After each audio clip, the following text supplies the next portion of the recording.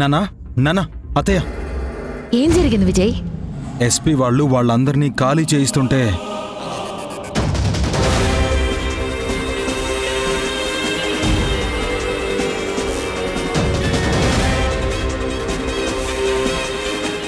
చివరికి collector orders వచ్చి government జీవోని రద్దు చేసిందని వెళ్ళిపోయారు.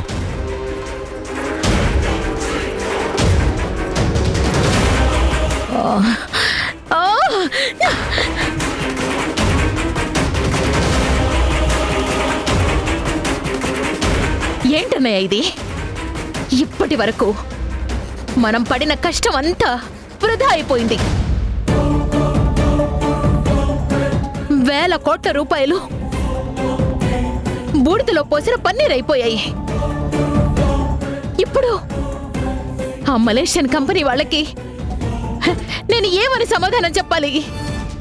కనీసం కోర్టులో కేసు వేద్దామన్నా కానీ ఆ భూమి దిక్కుమాలిన భవాని పేరు మీదే ఉంది.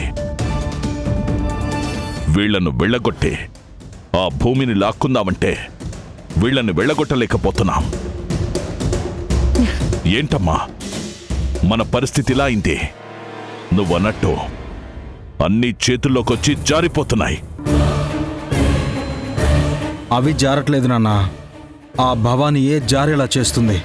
దానివల్లే ఇదంతా జరిగింది. అది లేకపోతే ఈ పాటికి ఎప్పుడూ ఆ భూమి మన సొంతమైపోయి ఉండేది. భవానీ భవానీ భవానీ, అసలు ఎవరితోనయ్యా ఈ భవానీ? నా రాజకీయ వయస్సంత లేని ఒక చిన్న పిల్ల నా కలల్ని నాశనం చేస్తోంది. నా రాజకీయ భవిష్యత్తుని ప్రశ్నిస్తోంది. నా అధికారాన్ని, నా ఆహాన్ని గెలుస్తోంది. నిజమేనమ్మా, ఆ భవాని వల్లే మనం ప్రతిసారి ఓడిపోతున్నాం.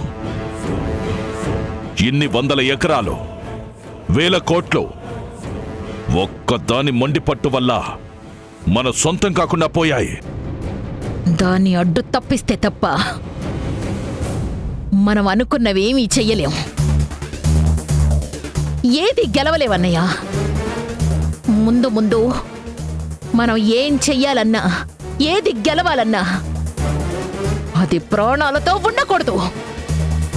అయితే దాని ప్రాణాలు తీసేద్దామమ్మా. మన గెలుపు నాపే ఏ ప్రాణం ఈ భూమి మీద ఉండకూడదు. తీసేద్దామన్నయ్యా. ఈసారి గురి పెడితే తప్పకూడదు. మనకెదురొచ్చిన దాని గుండెలు చెదిరిపడాలి. అలాగే అమ్మా. నాన్న, ఫైనల్గా న్యాయమే గెలిచింది నాన్న. గవర్నమెంట్ వాళ్ళు భూమిలో పిడికడు మట్టి కూడా తీసుకెళ్ళలేకపోయారు నాన్న.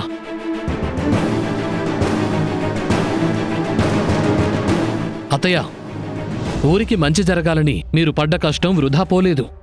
గవర్నమెంట్ వాళ్ళు కంప్లీట్గా వాకౌట్ చేసి వెళ్ళిపోయారు అత్తయ్య.